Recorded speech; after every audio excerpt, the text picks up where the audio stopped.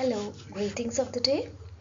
So I'm Dr. Nancy here, studying two variables together to understand whether they are related, associated or independent. Example, let's consider the height and weight of students in a class.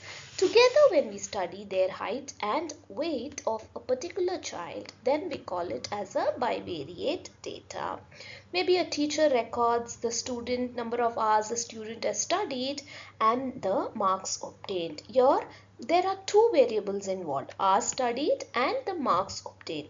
So this is considered as a bivariate data. How do we represent it? It is usually represented by x comma y, where x represents the first variable and y represents the second variable.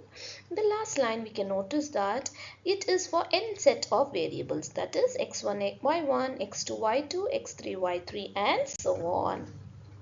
When we have a bivariate distribution, our main goal is to find out whether there exists any relationship between the two variables x and y which we are studying. So when there is some relationship between the two variables, we call that as correlation. So what is this correlation? Correlation is two variables are said to be correlated if the change in one variable results in a corresponding change in the other variable.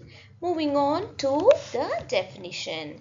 Now, let's take up an example. A change in the price of a commodity leads to a change in the quantity of the demand. So here we notice price and quantity are two variables and there exists some relationship. So we call it to be a correlation.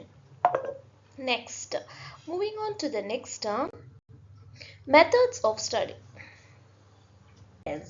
Now, what are the different types of correlation? There can be 6 types of correlation, namely strong positive correlation, weak positive correlation, strong negative, weak negative, moderate negative, no correlation. So what do we understand from this scatter diagram is, as x increases, y also increase. If it is scattered, if it is increasing and it is very close to this line, then we call it as strong positive. Similarly, if it is decreasing, we call it as strong negative. Whereas in this picture, we observe that it is moderately negative because not all the points are close to the line.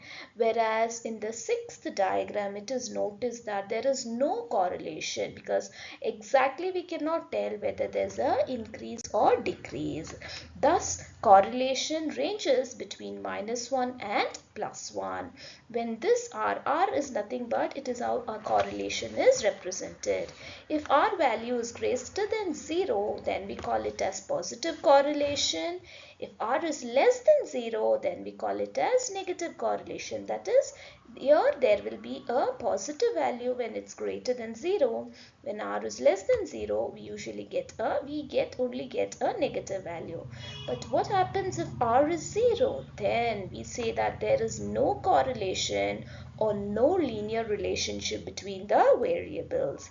Similarly, if we get exactly 1 plus 1, then we call it to be a perfect positive correlation, and if R is negative exactly 1, then we call it as perfect negative correlation. So the advantage of this scatter method is that it is very simple and non-mathematical method.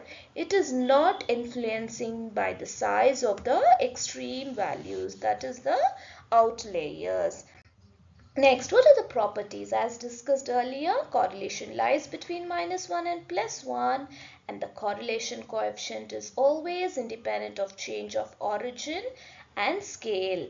Now, if the correlation coefficient is nothing but the geometric mean of two regression coefficients given as bxy and byx. Now look at this. This is your second second method that we move on to the Karl-Pearson's coefficient of correlation. When R value, these are the three sets of formulas, okay, that is R is covariance of x comma y by sigma x sigma y, which is the given for the Karl-Pearson's coefficient of correlation. Now there are two simple examples which you can try it out, and I'll just represent a small example over here. X values are given, y values are given. We use a formula. We need n summation xy. So we need next column x into y. N is the number of values, and we substitute or take all summation x, summation y, summation xy. We need x square and y square too for the formula. Once we substitute, we notice that it is 0.986. In that it indicates that there's a strong positive linear correlation between x and y since r is greater than 0. This is a positive, strong positive correlation. Similarly, we move on to Spearman's rank correlation. It was given by a person named Charles Edward Spearman in 1904 as rho is equal to 1 minus 6 summation di square by n into n square minus 1, where d is nothing but rank 1 minus rank 2. So by following these steps, we obtain the Spearman's rank correlation. So the steps involved are these steps.